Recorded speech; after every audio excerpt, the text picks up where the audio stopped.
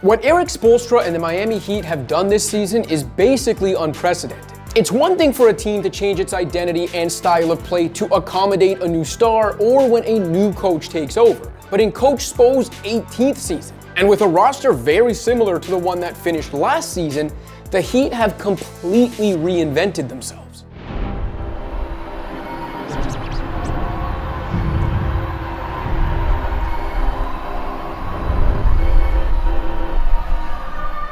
Over Spoelstra's nearly 2 decades at the helm, the Heat have always adapted. As a young coach in the late aughts, Spo maximized Dwayne Wade and a subpar supporting cast. After acquiring LeBron James and Chris Bosh in 2010, the Heat figured out how to optimize the Big Three, eventually perfecting the concepts of pace and space. There have been many transformations since then, with the new age Heat of Tyler Hero and Bam Adebayo settling into a predictable rhythm of pick-and-roll heavy offense. Landing Norman Powell in the offseason was a nice boost to Miami's attack, and trading for widely reserved Simone Fontecchio was an underrated summer acquisition, but neither necessitated an offensive overhaul. The consensus was that Spo's Heat would be exactly who they had been for the last few years, with plenty of off-ball movement, but a slow, methodical approach.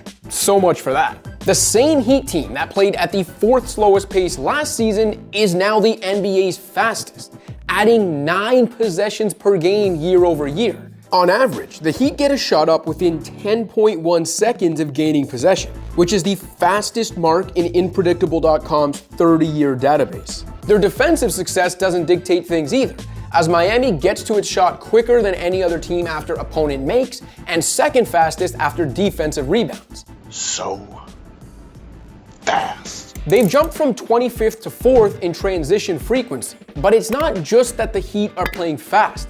It's that they're moving the ball, moving bodies, and making improvised decisions at a rate defenses can't keep up with.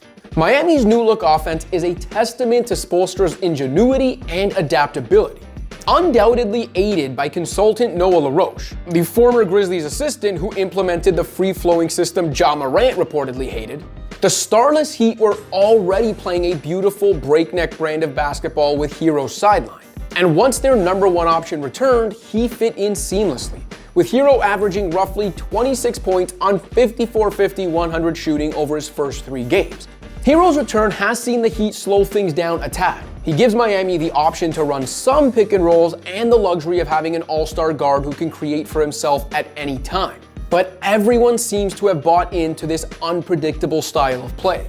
To put this motion offense in perspective, consider that through 20 games, only 6.2% of Miami's possessions had been finished by a pick-and-roll ball handler or roll man, the lowest rate in NBA.com's 11-year database. The league's 29 other teams have pick-and-roll frequencies ranging from 16 to 27%. I've never seen anything like it.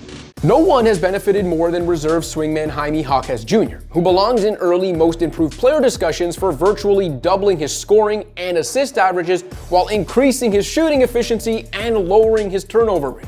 Meanwhile, Powell is enjoying his most prolific and efficient season. Wiggins is a fine third option who can get downhill and helps on both ends. Adebayo continues to anchor an elite defense that has been aided by starting point guard Davion Mitchell.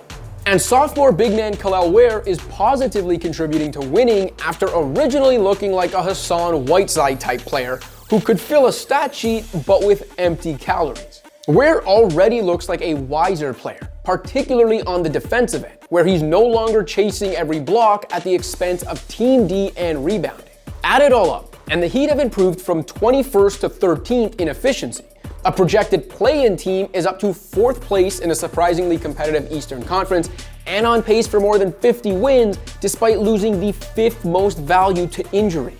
Amid this encouraging start, Spoelstra became the 17th coach in NBA history to record 800 wins and just the 3rd to do so with one franchise, joining Craig Popovich and Jerry Sloan. But perhaps the stat that best conveys Spoelstra's excellence is that no player appeared in even half of those 800 wins. The guy just keeps adapting, evolving, and winning as the players at his disposal and the league around him constantly change. Perhaps it's finally time for a Coach of the Year award. Thanks for watching. If you liked this video and want to see more content like this, be sure to hit that subscribe button.